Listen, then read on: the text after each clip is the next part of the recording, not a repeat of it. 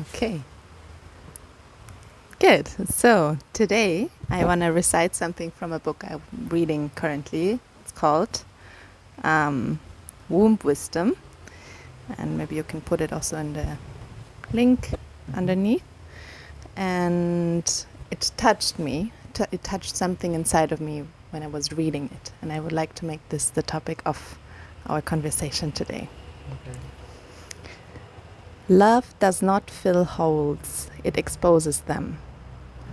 Yearning is like this too. It is an almost sadomasochistic urge from the hole within you to look or pray for something outside, pleading, even begging for it. It keeps reality and the deepest love away by making it something else to aspire toward. And, of course, the aspiration keeps the hamster wheel turning by keeping you in this apparently noble quest. And this has its place, up to a point when it becomes self-limiting, limiting you from being and keeping you in doing and looking outside for what is already yours. So I would like to make this topic of our conversation today, talking about love.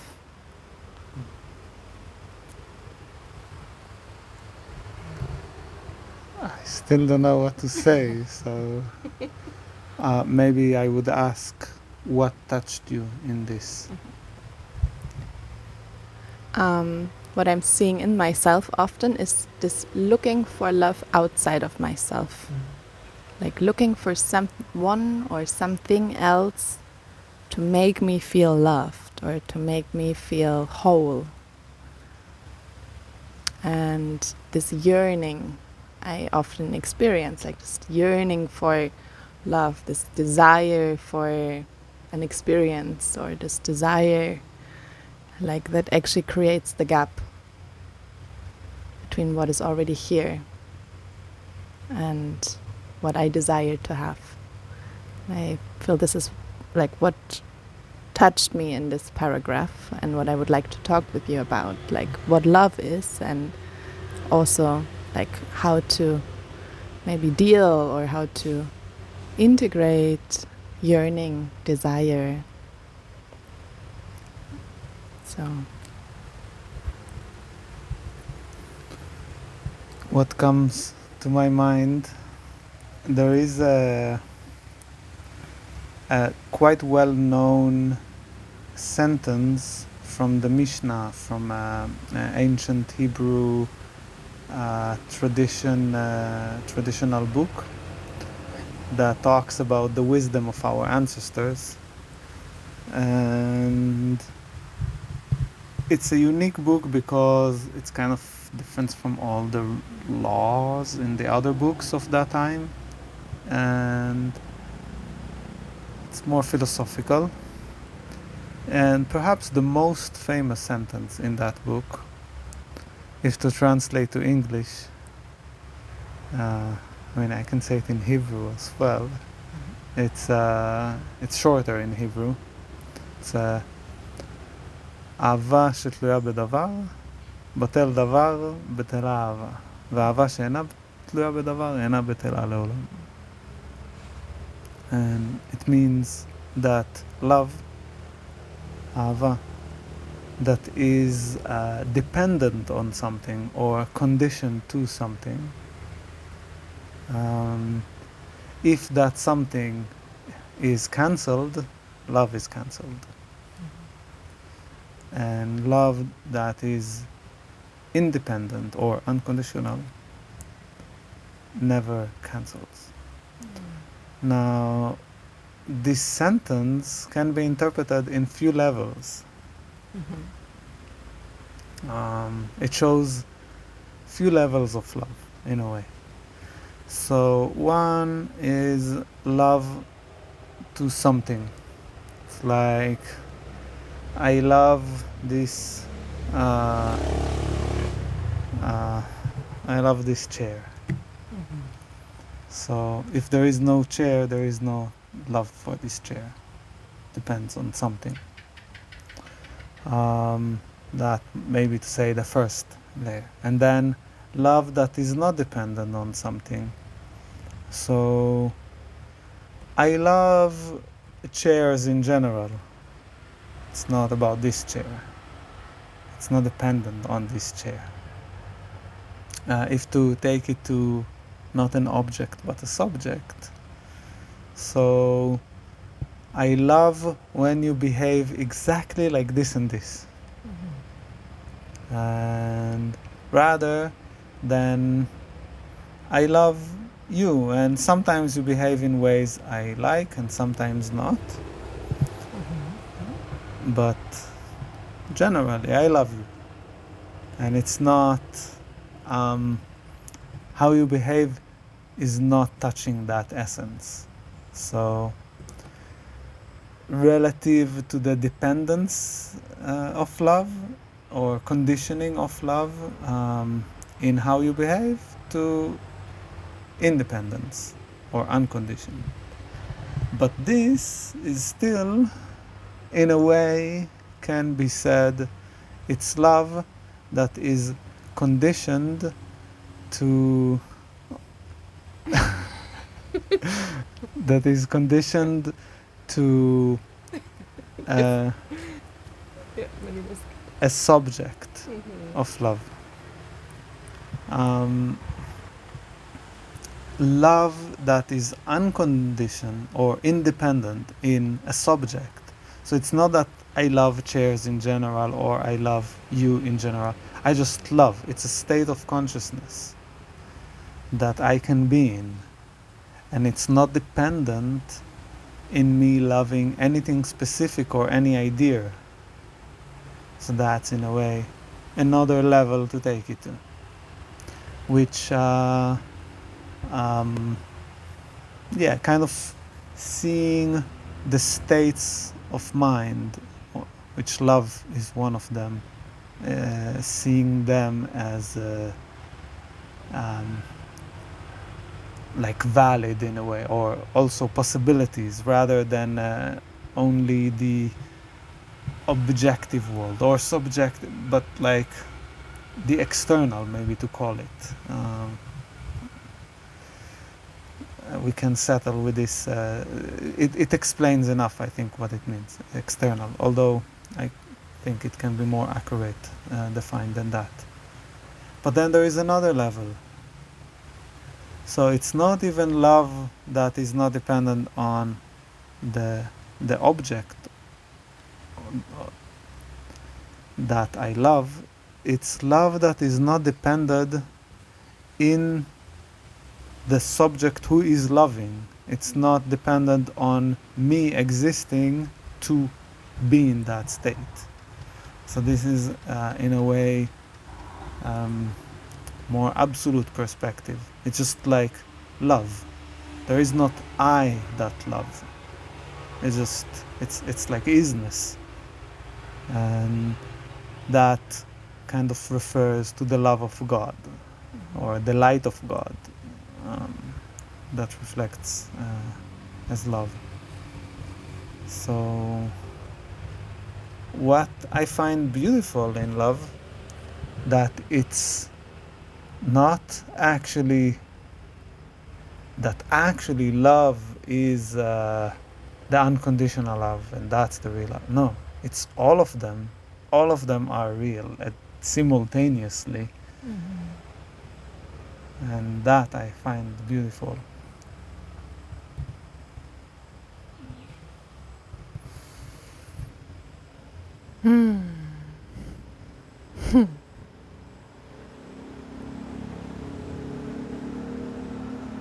Yeah.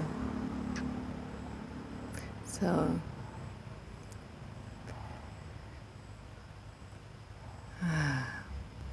somehow this topic touches me a lot. It feels very personal right now. And I feel like it's a personal desire to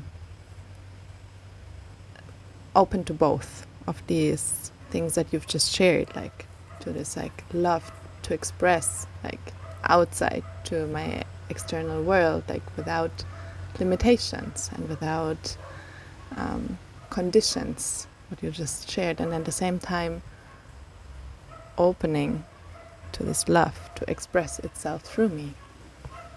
And then there's still the self that desires these things, you know, like where I'm coming back to what to this quote that I shared, like this gap in between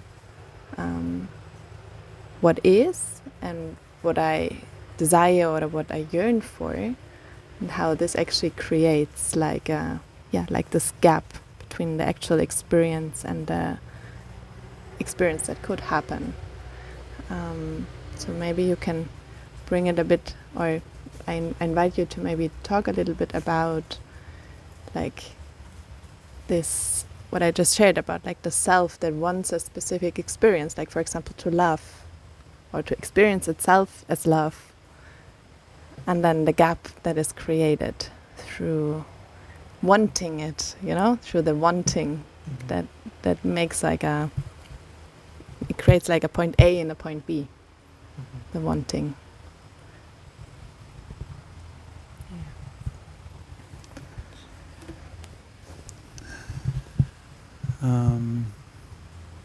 Maybe I'll then continue with that thread of the Hebrew perspective, because eventually the Kabbalah, the wisdom of Kabbalah, very much speaks about love. And it describes existence as 5 worlds, maybe to say, or 5 planes of existence, which the lower is contained in the higher, in the next higher one.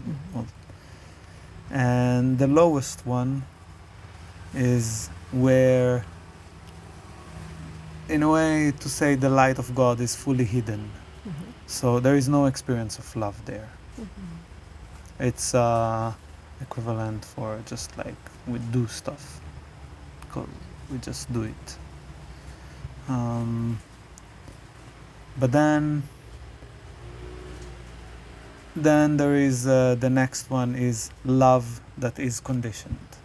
It's love to something specific, to a specific person, to a specific object, specific place or activity or something specific. And it is temporary as well, because it is as long as this specific thing is experienced. So wanting to have that experience is in a way a driving force to bring creation, to make it happen through that person that wants it. It gives motivation to that. So it moves the world in a way, in that sense. Yes, in that there is a perspective that in this moment I experience that thing I love, and then there is a moment I don't experience. So it's tricky because when I experience that thing I love, I can be already afraid that it will end, for example. That is a type of suffer, which or I can be afraid that I might not get it in the future, and I want to make it happen. So it can bring some negativity into the experience because it's not just external, it's temporary. Comparing to the next world, which just I love this person. I think the most classic expression of such love, generally, of course there's always exceptions, but classical would be the love of a mother to a child. It's there, and it's not even a choice. It's nature choose through. There is no Like, I mean, there are always exceptions, and it doesn't have to come only in this way. But that's a classic one.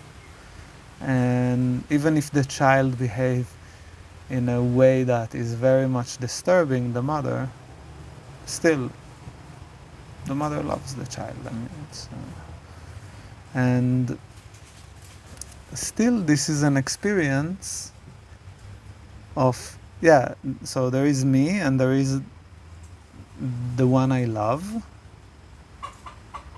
And in that sense, then, that one I love, because I love that one no matter what, in a way that one is part of me. It's like, and in a way, it's a not temporary experience. Sometimes it's more easy and sometimes it's more difficult, but it's not a temporary experience. So there is more union with it. And in the next world, the fourth, so the first was no love, the second is love that is to something and it's temporary, the third is love to something in general, so it's not temporary, and so it's unconditional by circumstances, but it's to something or someone. But then the next one is love that is not to anything, or at the same time is to say just to everything. It's just like love as a state of consciousness. So in that perspective, there is a deeper possibility of meeting ourselves, because actually everything we perceive, every moment and everything or someone is a reflection of us.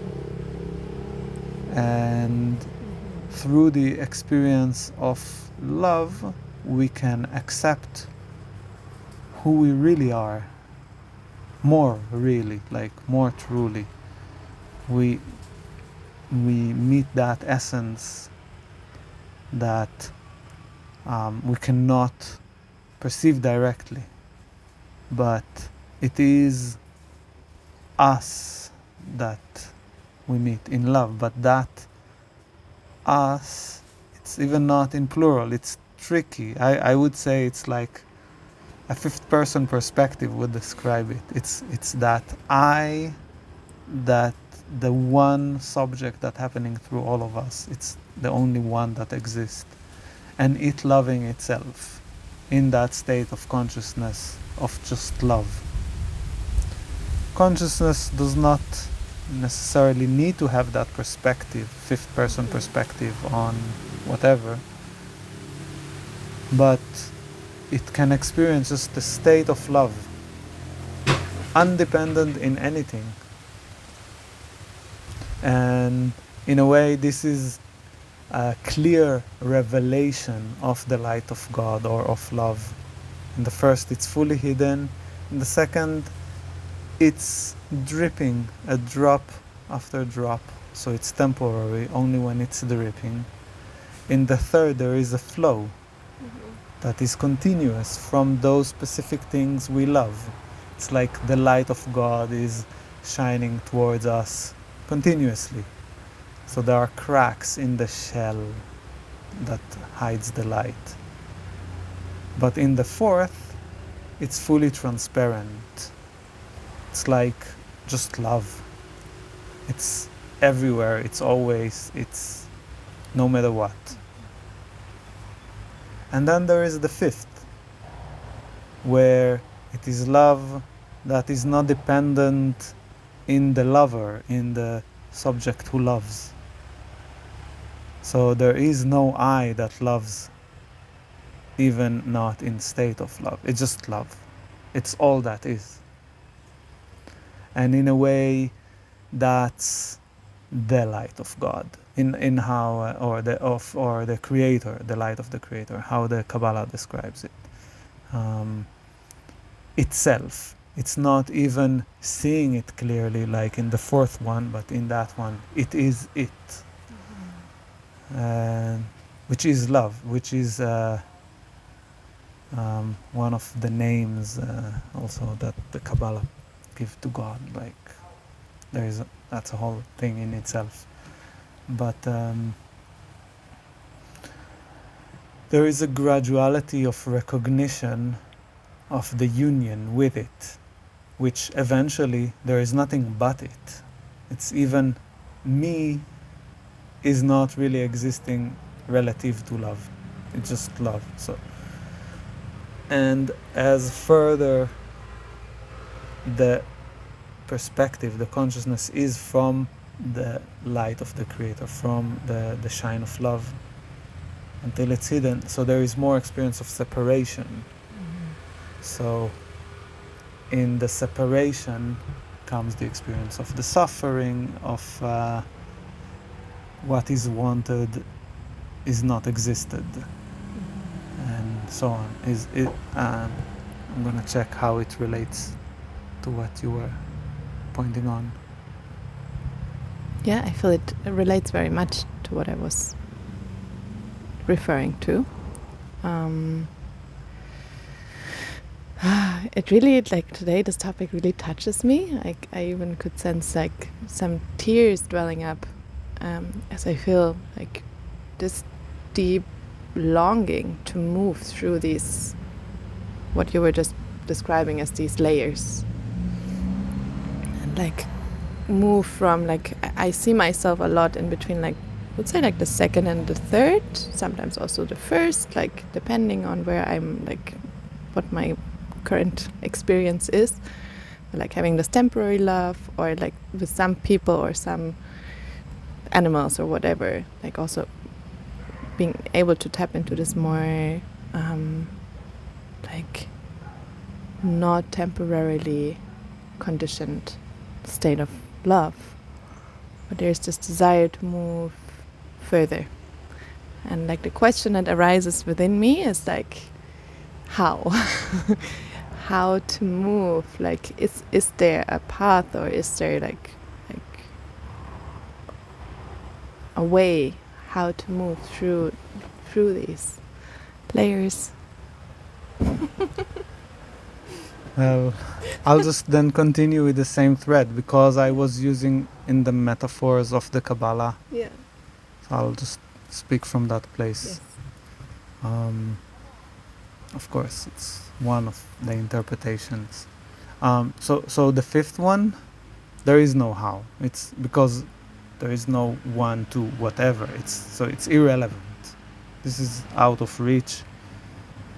If it happens, it's anyway always. And if there is an imprint of such, there is no way for that. It's like it's choice of God. We have nothing to do with it. But until there, like the first four. So the first one, no love. How? There are many ways. This is the most variated, maybe to say.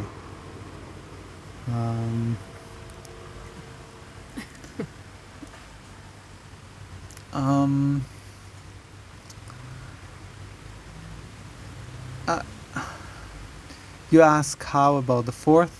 Like how to move through it, like through the I imagine it like a how to move through it, like I imagine like a ladder climbing up, like it's like so how to climb up the ladder, if there is such a thing. If there is such a thing. Yeah, that there is. So I'll stay with the Kabbalah. There is a nice a metaphor of the first four. Talks about, so in the Kabbalic ontology, all is will. This is the most fundamental substance of everything that is and isn't. Not only creation, but also beyond. And the first world is an expression of a will that wants to receive in order to receive. The second is an expression of wanting to give in order to receive. So I'm gonna give you some money maybe, and you give me something I love. Or I'm gonna do something that I know you love because I know I get from it what I love. Like there is an exchange. Economy kind of comes to some degree from that. On the third, it's wanting to give in order to give. So it's in a way unconditional giving. It's loving someone no matter how they are. It's like, again, the love of a mother for a child. The mother just will give the child. Even if the child don't behave nice, the mother keeps on giving. And that allows the mother to meet that love. Or because of that love, the mother, it's the same thing. What comes first, in a way. But it's actually the same thing. But it's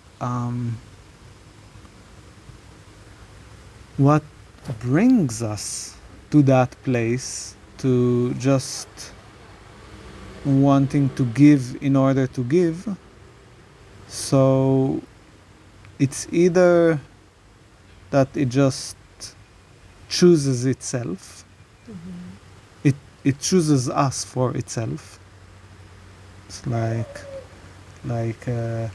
someone is coming to you and tells you, not verbally, but you're gonna love me no matter what. Like when you get a child, the child comes and tell you, you're gonna love me no matter what I do, how much I cry or shit or scream or make mess or not listen to you, whatever, you're gonna love me. Now, it's not the child saying it consciously, but the world saying it through that child.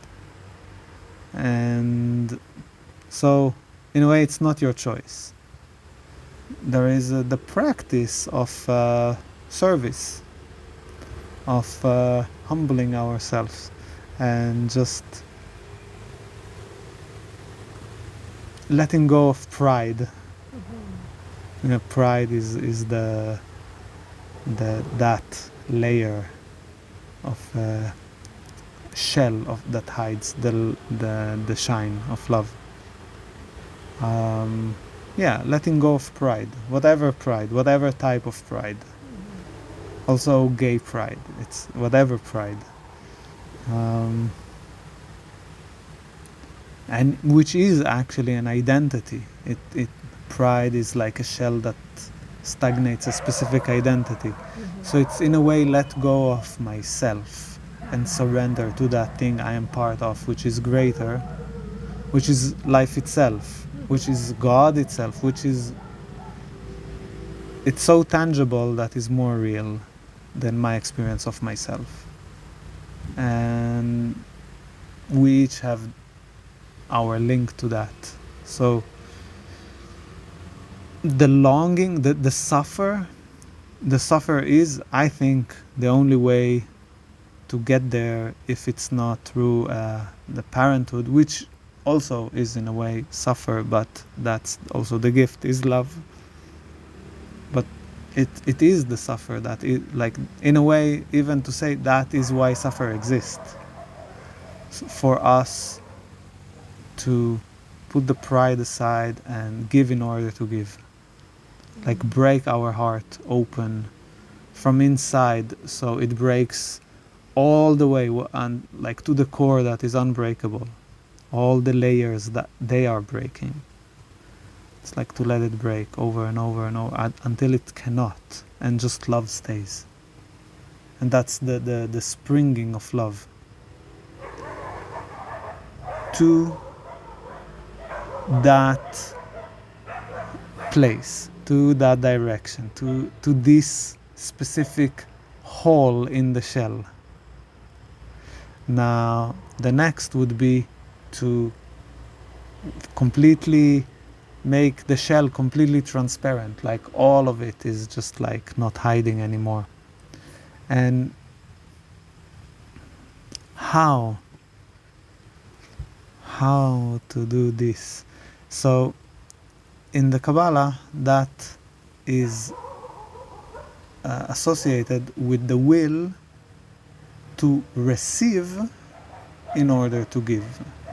The first was receive in order to receive. I just want to myself. I'm not considerate about something else. Just, it's impulsive. It's not so sophisticated like give in order to receive. This is more sophisticated. It can be very manipulative. It's like I give you, so I get from you what I want. It's more sophisticated. To give in order to give, it's actually way more sophisticated. Because there is a transcendence beyond relative identity into something greater. It's like opening to love more directly. Actually, also in the Kabbalah it says there are two layers of shells. The first two walls deal with the two layers, and the third and the fourth wall, they have only one left. So, and not double. It's like it's double blind. The first one is fully double blind. The second is one fully blind and one opening. The third is just one blind, and the other one does not exist because I'm in full giving, which is the quality of love, is the giving. It's in order to give. And also the fourth is in order to give, but this time it is receiving in order to give. So there is no need anymore of the process of humbling. It is already fully in order to give, but now it opens also to receive more. So it's not just love from where I know the stream of love coming in, or where I spring out the love, which is in a way same. It's I receive from all aspects the love. I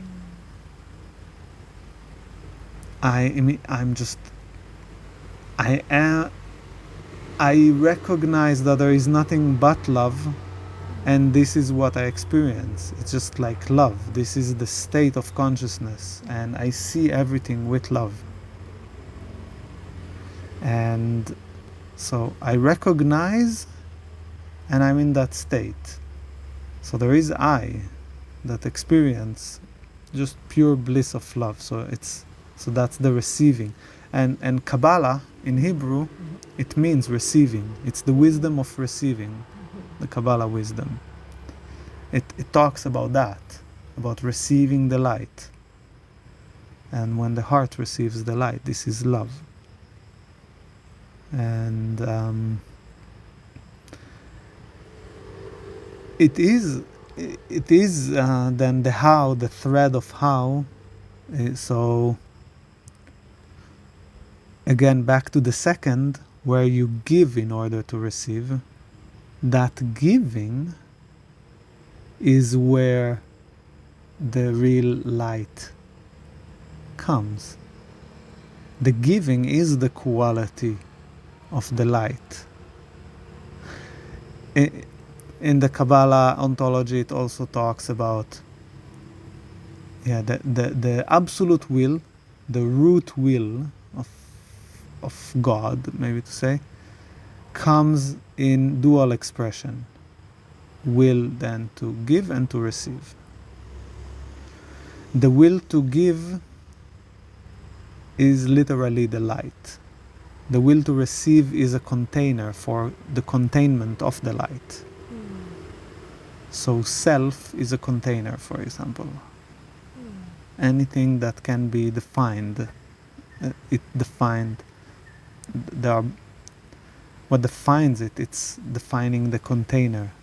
Every will, if I want this, so it can be defined in a way. So it's a container that now longs for the light to fill it. When the light fully fills the container, when it becomes full of light, it becomes with that quality of the light, which is the will to give. So naturally, the will to receive evolves into will to give. It's different. The will to give already starts from the second, but indirectly, because I give in order to receive. Still, my identity is more with the two layers, the double container. And yet, my giving is the quality that brings the light. For the double container, it's experience as negative because it breaks that container. It breaks the smaller one to realize it's in a bigger one, in a way. Three. No, it's in the second. When it breaks, when it breaks, there is only one container left. It's not double, and that's the third. Yeah. But that one now knows itself as that essence of light and want to become that. So that is the will of the container. So in a way it wants for itself to be giving for giving, to be the light. So it's a different level of container. And when that is in a way fully giving itself, which is actually fully receiving the light, then the light inside and outside is the same, and it kind of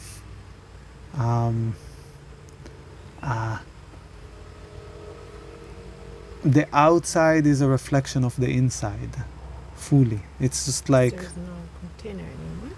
so there is still container because there is still an experience, Yeah. but the container is fully transparent. Okay. That's the idea. And when it's wanting to give in order to give, it's not fully transparent. It still seeks for the light by wanting to give, by wanting to serve, by wanting to love.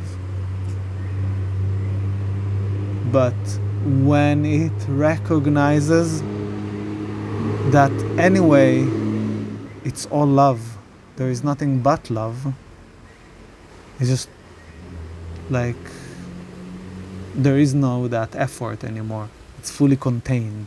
The light is fully contained, and then it's that bliss.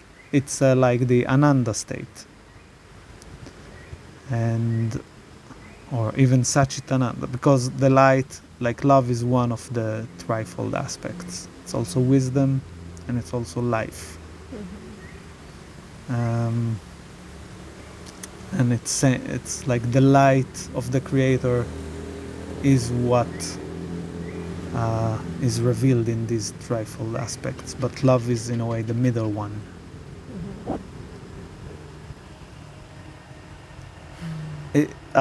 Is it bringing more clarity about the how?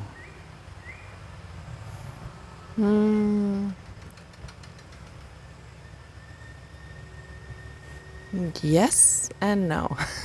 I mean, it's challenging my perspectives and it's challenging my perception of love.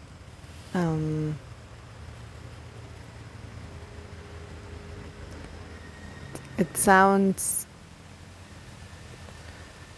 a bit to me like this fourth level that you were talking about is almost like a peak state of experience. Is it possible to live all the time in this fourth state? And how does it manifest in or fourth level? How you said, like, and how does it manifest? Like, I'm particularly interested in how this also translates into interpersonal relationships, obviously, because that's what we are as humans dealing with all the time. Like, that's also like where we can grow so much and how we, yeah, like our growth edges. So, yeah, that's my curiosity. So, your first question was you asked two questions. Now, the first one was referring on the fourth level. Can it be continuous? I believe so. I mean, I would not say that I am 100% of the time in that bliss state. But I've learned to believe that it is possible. Also from experience. Not necessarily of saying here this person is there, but recognizing that potential through experience. I don't know if anyone. I mean, I don't know. I can just say about myself. Maybe here. Yeah. Just like, is there any like known person that would live in this, like that people know, to have a reference? The Christ. I mean, it's a no. Yeah, I believe, life is not like, it's a mix of all of it. All of it exists together. All these worlds exist together, and it's not just that or just that. But the lower one is contained in the higher one.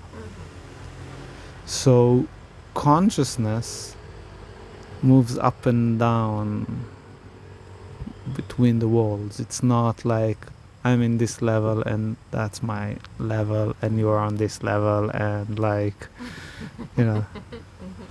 it's all of it. And I think that's part of what's beautiful in love, that it's all of it simultaneously. That's the thing. That's what I meant in the beginning, that it's all these levels simultaneously. And it gives much depth. I don't think there is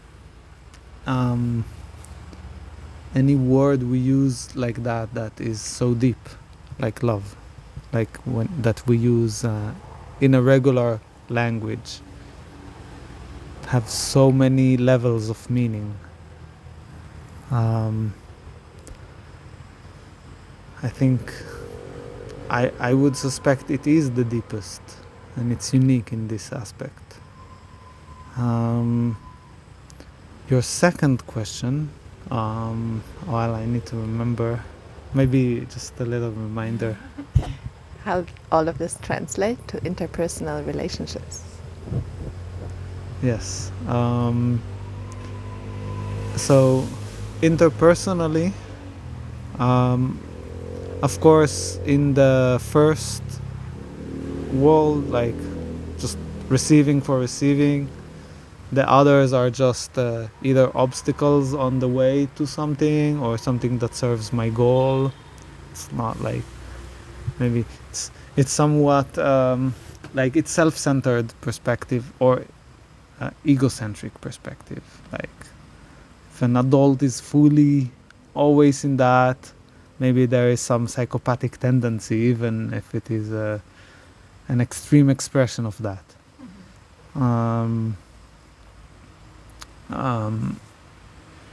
The second, I guess, is where interpersonal dynamics become more relevant. Also, because there are ways to manipulate the other. So I give them what they want, so I receive what I want. They give me, or I receive in a different way,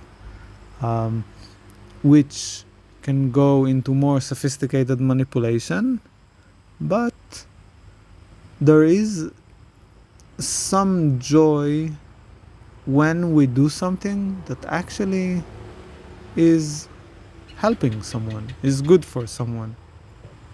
It's like, I have a job and I just need to do the job because I want to get money, and it's not a job that I like, or just something technical, and I do it, and then the person that I did it for is really happy and it's like, oh, thank you, that really helped me. And so in that moment it gives me like, oh, that's a nice feeling that I actually did something that is of value to that other. And this is a drop of light. If I want to expand it, it's to find it. This is a giving. It's like, it's basically just giving, being in service, giving gifts or helping. If I do it this, and again, that can be a manipulation. I can be like more how many today politicians or people who want to appear like philanthropes. So I give these people, everyone, look, I give these people something. And they are happy. Oh, I'm so happy. I show you, all of you, that I'm a person who is giving, and I want to receive that reputation. But then the strategy in the Hasidic, for example, there is a lot of focus on that. It's giving to the person without even the person knowing that I'm giving him. Just giving. And I see that what I gave is doing good for the heart of the person, and he don't know that I did it, and nobody knows. So this is like a trick of how to like go into the third. It's just giving for giving. Okay. Secretly giving. Secret trick. Yeah. Secretly giving. And how it comes in the interpersonal, well, it's hidden. It's part of the occultism in a way. It's part of the hidden. It's not. It's or the esoteric, more to say, than occultism. It's part of the esoterics, not the exoterics. It's like the hidden realm. It's the beginning of that, and it also helped me to see deeper what is actually. And the pride comes, and I can come to that person and say, I am the one that gave you back then, or I told you that this will go wrong, instead of actually doing something and not being the right, but being something that really helps. That might seem not necessarily helping to the person who is receiving it, but it will help. Like it's more compassion, like there is that wisdom in it.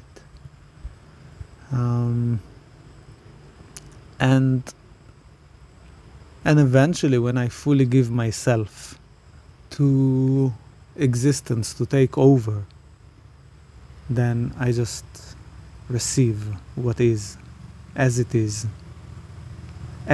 love,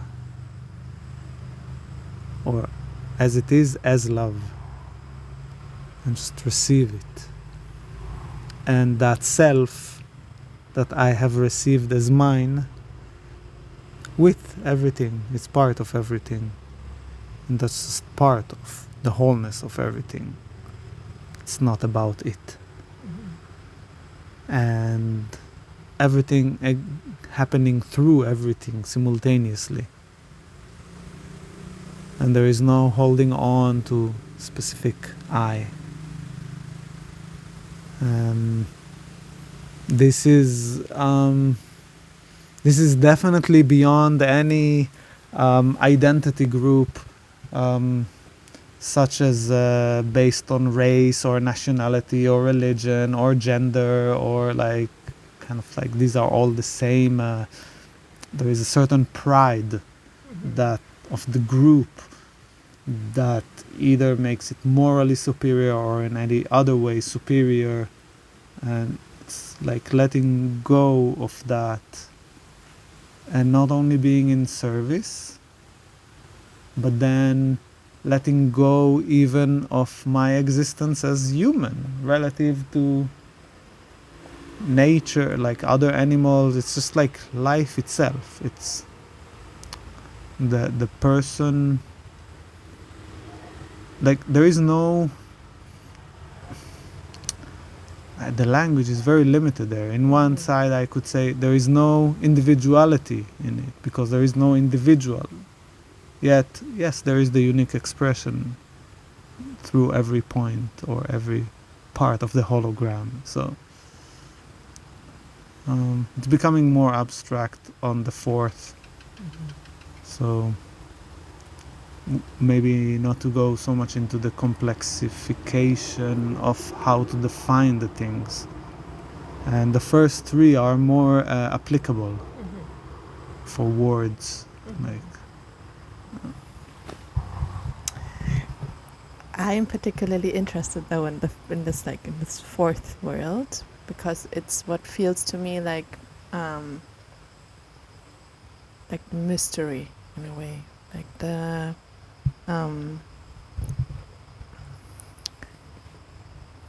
challenge also, because it feels like this great unknown, like surrender, letting go, and yeah, I'm just like, there's something within me that like is so like wants to know about it and like is so curious about it, because I feel like it's like you said, the first three are more definable through language, and there's more like it's more known for like as humans, maybe like from our experience, from our lives, like, but like what we've been talking now is this fourth world of love. Feels like it's at least for me still like on the edge of my, like what I perceive as my reality. And yeah, still the question within me, like you talked a little bit about it already, but still the question within me, like how to surrender into it, how to let go, how to like really give myself, like literally give myself to it, because that's what I understood from what you shared. in order to give yourself, you first need to get yourself. To get yourself, these parts of the self that were taken by other aspects, unconscious aspects. If I want to put myself on the altar as a sacrifice for God, let's say, I need to be able to hold myself together fully. As long as there is a certain addiction, as long as there is a certain habit that conditions me habitually, and it's not full presence, then I cannot give myself fully. I can give only those parts that are in my control. Them I can give. I cannot give what I don't have in my control, in my grasp, in my ability to decide to give it or not. It's not enough to say. So back to the third, to give in order to give. Any addiction would be below that. Because if something serves me and I'm not doing it as a service, which is literally every addiction is not in full service. This part is for me. This is below the third. This is the second or the first, in a way. It can exist there to this or that degree. It's the third, in a way, is the way to purify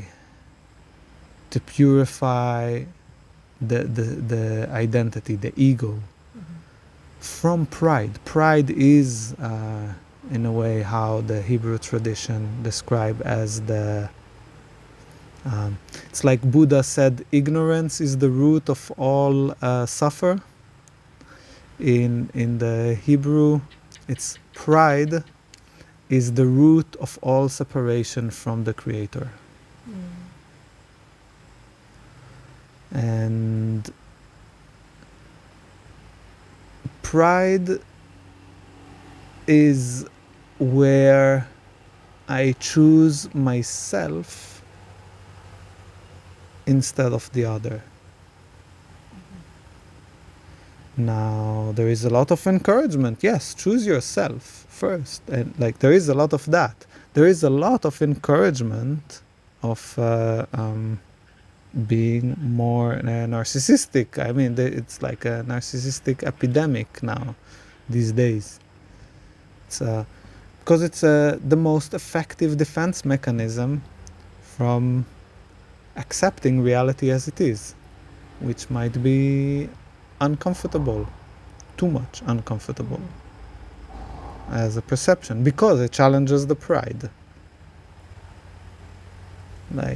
My importance, my uniqueness, my necessity in existence in a very specific way, in a very limited way that I want it to be only in this way. And there needs to come humility to accept things as they are. And the humility is through polishing more and more in that act of service, in giving myself to existence, to that something greater I am part of. And that something greater is not a group, because that's the same thing, just even bigger. It's to the wholeness, the absolute. It's to the Creator, to the universe. It can be like that as well. Even, I would say, to the planet. Unless we start to interact with extraterrestrials, so to the galaxy or whatever, wherever they come from. But to give myself to that thing that unites everything, which in the experiential level reveals itself as love. But love goes through a refining process. It's getting distilled more and more to its essence for awareness to know it more of what it truly is. And it's not that when I love that chair, it's not real love. It is real love if I love that chair. Or if I love that person, or if I love that person behave exactly like this. This is really love. It's not really love. It's a link where it shines through, but I can expand it. And for that, I need to open myself. And the heartbreak, this is the way to open in, The third wall is all about that. It's just like letting the heart break. And yes, it breaks from outside. It's like let myself fall in love, for example, and being rejected or being things not happen as I want, and that breaks my heart from outside. But what breaks is another layer of defense, is another fantasy layer. It's not the core. It's not the more true who I am. It's just consciousness does not yet realize the deeper aspect. So it needs to come for me to understand the more real me. Or if I just go on it, like I give in order to give, then I break my heart from inside out. I let it break. It's same break, heartbreak. But I have the faith. I have the faith that I'll just let it break all the way until it's unbreakable. And then the most core, which is in a way possible to say even nothing, but that it's where love springs from. That's the center point. And then I generate the field of love. I am the generator of it. I don't need it from outside. I am a spring of that light. When that fully happens, when that takes over, then I can go into that state of consciousness. Yes, this state of consciousness can be experienced temporarily, but to fully stay there, I need to have perfect, like I need to be mastered. I need to master this avatar, fully discipline the thoughts, the feelings, and the actions, like in level of mastery.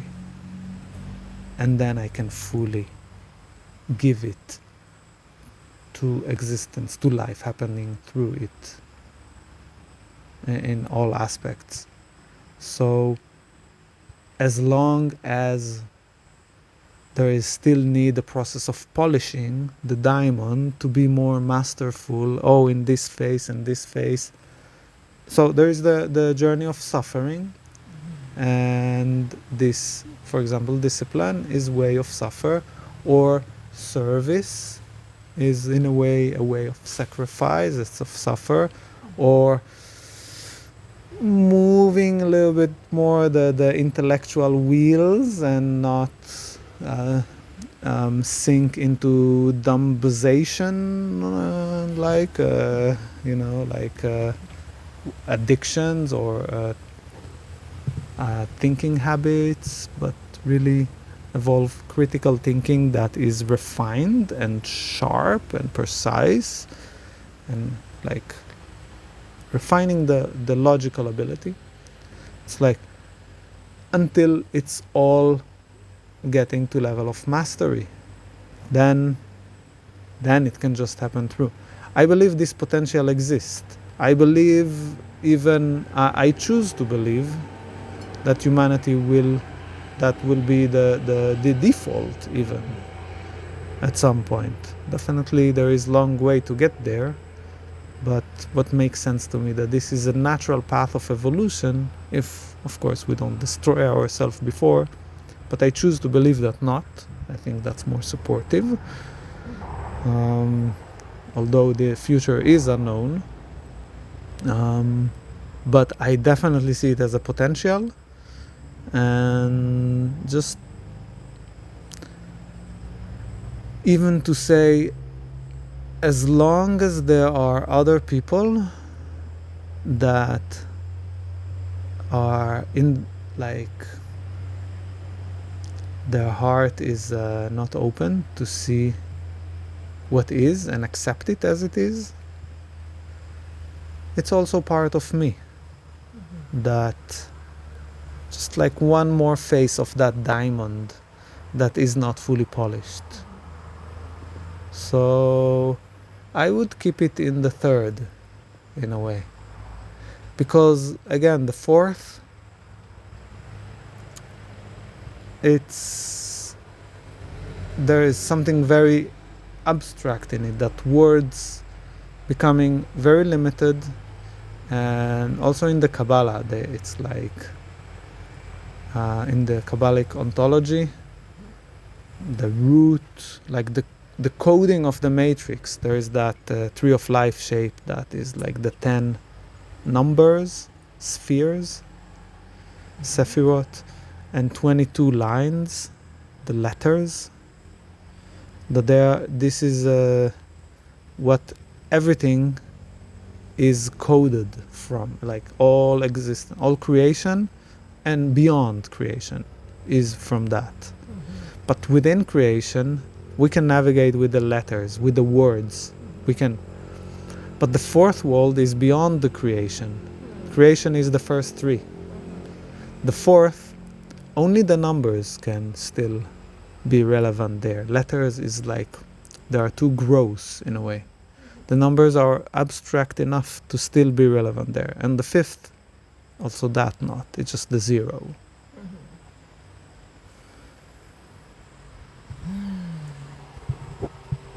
Okay. Wow.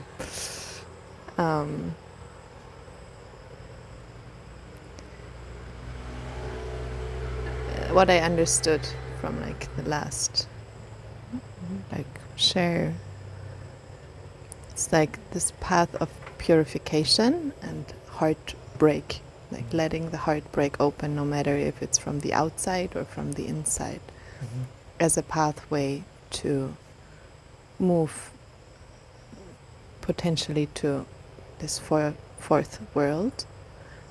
And there's another thread of thought. And then connecting to the sentence that you said, like, in order to give myself, I have to first get myself. Like, that's kind of what you were mentioning or referring to when you said, like, polishing this diamond, like, understanding who you are, realizing yourself. Also in this, like, bigger picture of, I loved what you said about, like, as long as there is one person in this world who is not, like, living it in this way, it's still part of me, because it's still an aspect that's inside of me. So maybe to just also, like, come to a closure of this conversation, maybe just a little, like, crystallization of all the things that we talked about in the last hour. Right? Maybe the essence, maybe you can crystallize it. There is just, in your summary, there is just one refinement I want to refine. The letting the heart break from outside or inside, it's not exactly the way to the fourth. It is a way to the third, but fully that. And when the third become absolute, then it just transcends. I understand. Okay. But it is for the third. Okay. For the fourth, it's like there is not exactly a way except just go all the way to the third and just will or will not come. It's like, again, it's less relevant to talk about it. It's too abstract. That's what I said in the end. It's like, it's to bring it would be too complex for a few sentences and for even 1 hour. So my suggestion would be to focus on the third, on giving in order to give. Like just to focus on giving, and that's anyway opening to the light. And letting the heart break, that's a way. Mastering myself, that's a way. And also, the wisdom is supportive of that as well. But back to the way of the heart, which is about love. So love is actually often referred to the third world as our most direct experience of love, because this is love that is unconditional towards something, so that makes that something special and unique. Comparing to love as state of consciousness, it starts to be also tricky there, because it's a state of consciousness, but to call it love, then it's to come back to a state of consciousness that define things.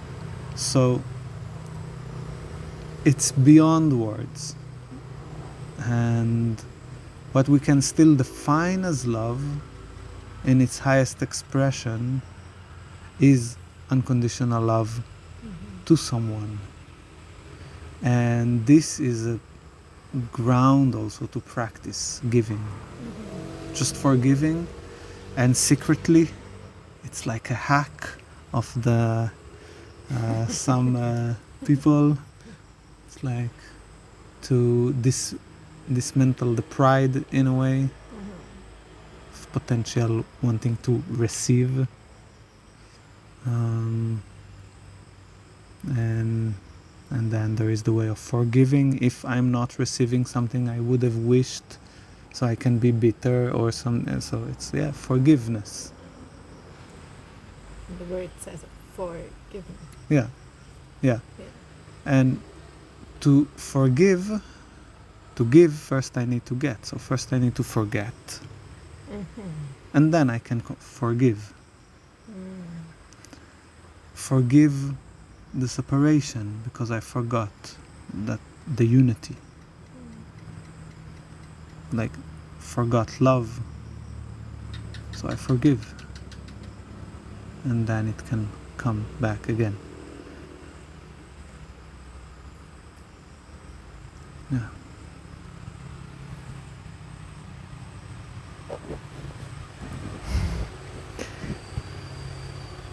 I love these last sentences that you said a lot about forgiveness. And I feel like it's a good closure for our conversation. Or is there anything else you would like to share towards this? Is there anything else you'd like to share about this topic? Just to add gratitude. Thank you. Okay. Good.